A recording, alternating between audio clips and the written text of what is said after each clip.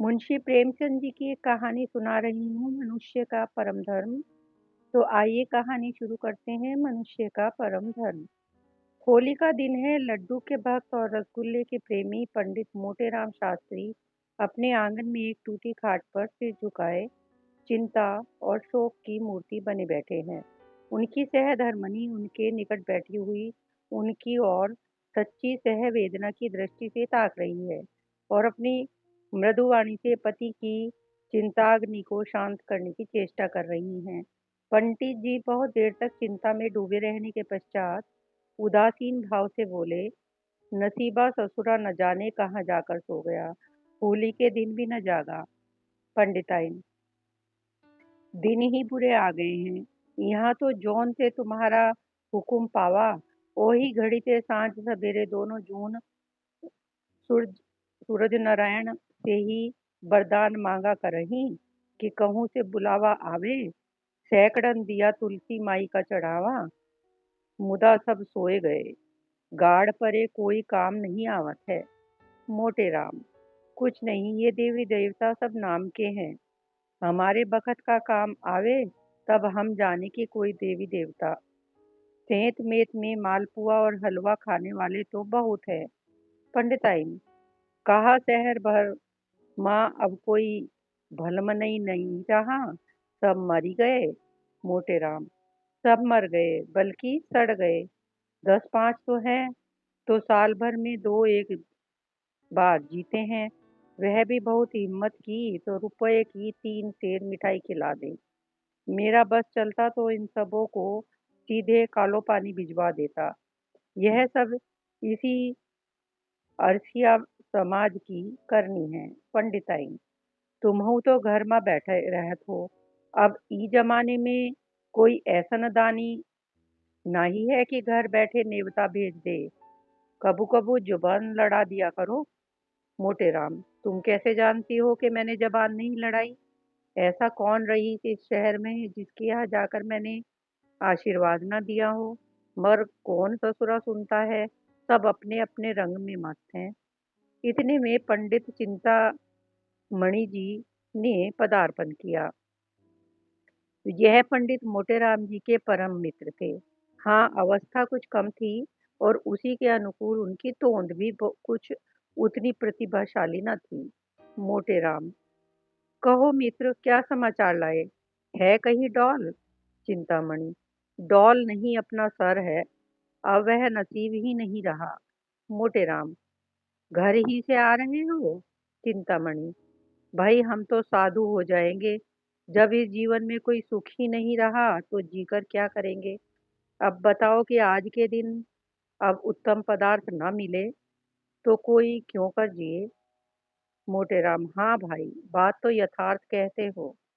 चिंतामणि, तो अब तुम्हारा किया कुछ न होगा, साफ साफ कहो, हम संन्यास ले लें? मोटेराम, नहीं मित्र, घबराओ मत। जानते नहीं हो, बिना मरे के स्वर्ग नहीं मिलता। तर माल खाने के लिए कठिन तपस्या करनी पड़ती है। हमारी राय है कि चलो इसी समय गंगा तट पर चलें और वहां व्याख्यान दें।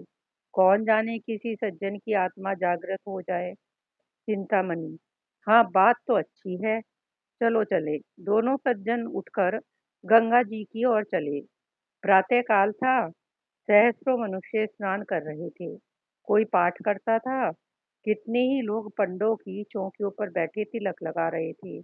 कोई कोई तो गीली धोती ही पहने घर जा रहे थे। दोनों महात्माओं को देखते ही चारों तरफ से नमस्कार, प्रणाम और पालागन की आवाजें आने लगी। दोनों मित्र इन अभिवादनों का उत्तर देते गंगा तट पर जा पहुंचे और स्नानादि से प्रवत हो गए। तत्पश्चात एक पंडे की चौकी पर भजन गाने लगे। वह ऐसी विचित्र घटना थी कि सैकड़ों आदमी कौतूहलवश आकर एकत्र हो गए।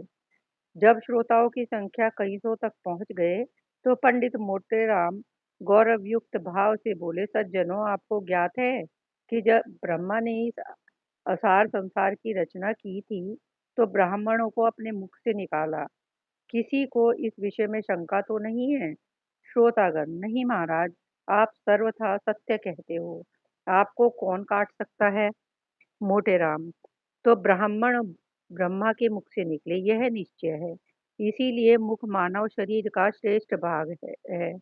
अतएव मुख को सुख पहुंचाना प्रत्येक प्राणी का परम कर्तव्य है या नहीं?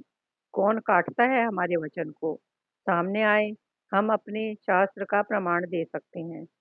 श्रोतागण, महाराज आप ज्ञानी पुरुष हो, आपको काटने का साहस कौन कर सकता है? मोटे राम। अच्छा, तो जब यह निश्चित हो गया कि मुख को सुख देना प्रत्येक प्राणी का परम धर्म है, तो क्या यह देखना कठिन है कि जो लोग मुख से विमुख है, वे दुख के भागी हैं? कोई काटता है इस वचन को?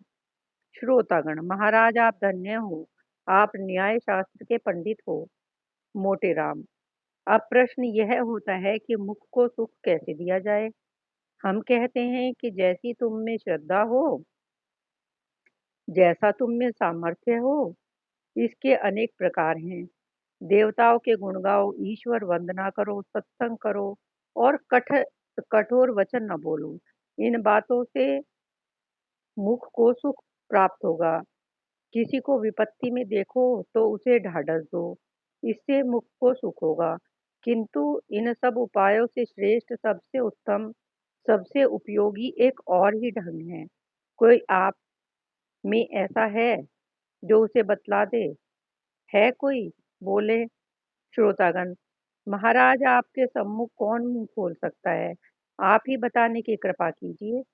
मोटे राम।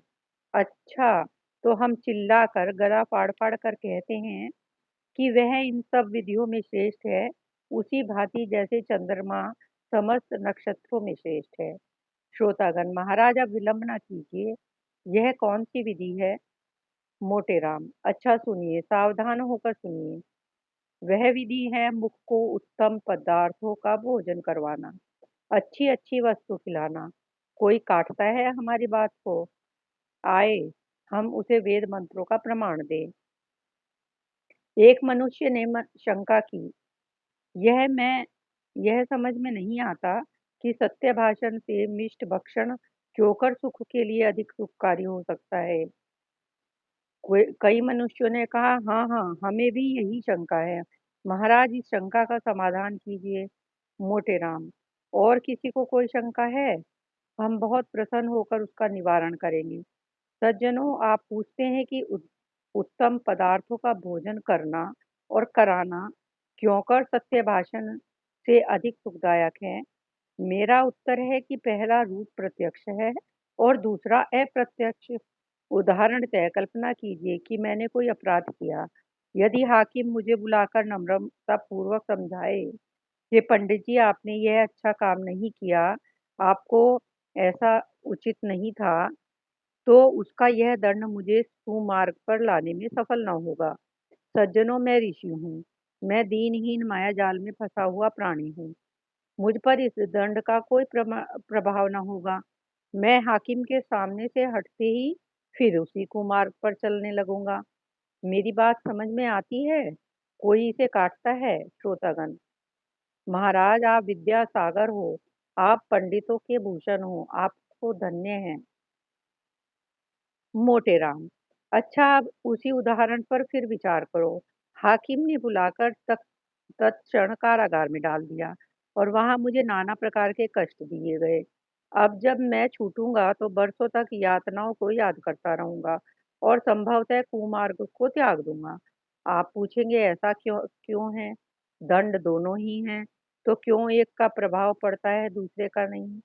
इसका कारण यही है कि एक का रूप प्रत्यक्ष है और दूसरे का गुप्त। समझे आप लोग? श्रोतागण श्रोतागण, धन्य हो कृपा निधान, आपको ईश्वर ने बड़ी बुद्धि सामर्थ्य दी है। मोटे राम। अच्छा, तो अब ये आपका प्रश्न होता है कि उत्तम पदार्थ किसे कहते हैं? मैं इसकी विवेचना करता हूँ। जैसे भगवान ने नाना प्रकार के रंग नेत्रों के विनोदार्थ बनाए, उसी प्रकार मुख के लिए भी अनेकों रस की रचना की। किंतु इन समस्त रसों में श्रेष्ठ कौन है? यह अपनी अपनी रुचि है, लेकिन वेदों और शास्त्रों के अनुसार मिष्ट रस माना जाता है। देवतागण इसी पर रस मुग्ध होते हैं। यहाँ तक कि सच्चिदानंद सर्वशक्तिमान भगवान को भी मिष्ट पाकों ही से अधिक रुचि है। कोई ऐसा देवता का नाम बता सकते हो जो नमकीन वस्तुओं को ग्रहण करता हो? है कोई जो ऐसी एक भी दिव्य ज्योति का नाम बता सके? कोई नहीं है। इसी भांति खट्टे, कड़वे और चरपरे कसैले पदार्थों से भी देवताओं की प्रीति नहीं है। श्रोतागण, महाराज आपकी बुद्धि अपरंपार है। मोटे राम, तो यह सिद्ध हो गया कि मीठे पदार्थ सब पदार्थों में श्रेष्ठ हैं। अब आपका पुनः प्रश्न होता है कि क्या समग्र मीठी वस्तुओं के से मुख को समान आनंद प्राप्त होता है? यदि मैं कह दूं हाँ, तो आप चिल्ला उठेंगे कि पंडित जी तुम तो बावले हो, इसीलिए मैं कहूंगा नहीं, और बारंबार नहीं। सब मीठे पदार्थ एक समान रोचकता नहीं रखते। गुड़ और चीनी में बहुत भेद है। इसीलिए मुख को सुख देने के लिए हमारा परम कर्तव्य है कि हम उत्तम से उत्तम मिष्ट पाकों का सेवन करें और कराएं। मेरा अपना विचार है कि यदि आपके थाल में जौनपुर की अमृतियां, आगरे के मोतीचूर, मथुरा के पेड़े, बनारस के कलाकंद, लखनऊ के रसगुल्ले, अयोध्या के गुलाब जामुन और दिल्ली का सोन हलवा हो, तो यह ईश्वर के भोग के योग्य है। देवतागण उस पर मुग्ध हो जाएंगे, और जो साहसी पराक्रमी जीव ऐसे स्वादिष्ट थाल ब्राह्मणों को जिमाएगा, उसे सदैव स्वर्ग धाम प्राप्त होगा। यदि आपको श्रद्धा है तो हमें आपसे अनुरोध है कि अपना धर्म अवश्य पालन कीजिए, नहीं तो मनुष्य बनने का नाम न लीजिए। पंडित मोटेराम का भाषण समाप्त हो गया। तालियां बजने लगी।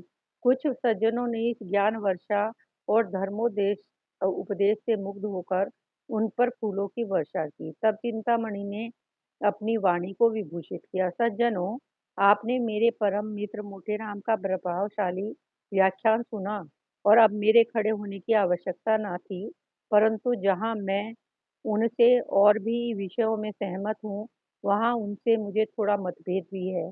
मेरे विचार में यदि आपके हाथ में केवल जौनपुर की अमरतियाँ हों, तो वह पंचमेल मिठाइयों से कहीं सुखवर्धक, कहीं स्वादपूर्ण और कहीं कल्याणकारी होगा। इसे मैं शास्त्रों में सिद्ध कर सकता हूँ। मोटेराम ने सरोष होकर कहा, तुम्हारी यह कल्पना मिथ्य है। आगरा के मोतीचूर और दिल्ली का सोहन हलवा के सामने जौनपुर की अमरतियां की तो गणना ही क्या। चिंतामणि, प्रमाण से सिद्ध कीजिए। मोटेराम, प्रत्यक्ष के लिए प्रमाण। चिंतामणि, यह तुम्हारी मूर्खता है।